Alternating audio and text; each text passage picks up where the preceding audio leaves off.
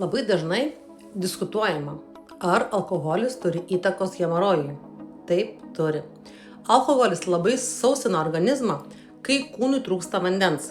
Išmatos sukietėja, atsiranda vidurius užkietėjimas ir tai tiesiog spaudžia tiesiosios žarnos venas.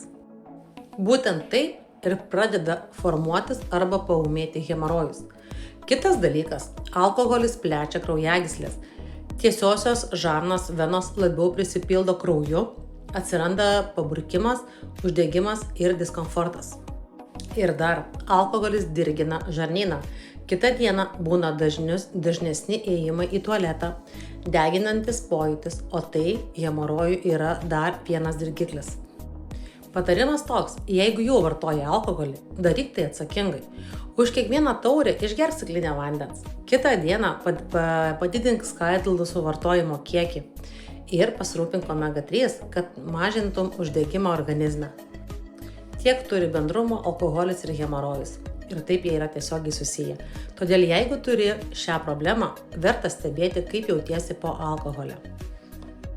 Jeigu tau buvo naudinga, uždėk širdelę komentare.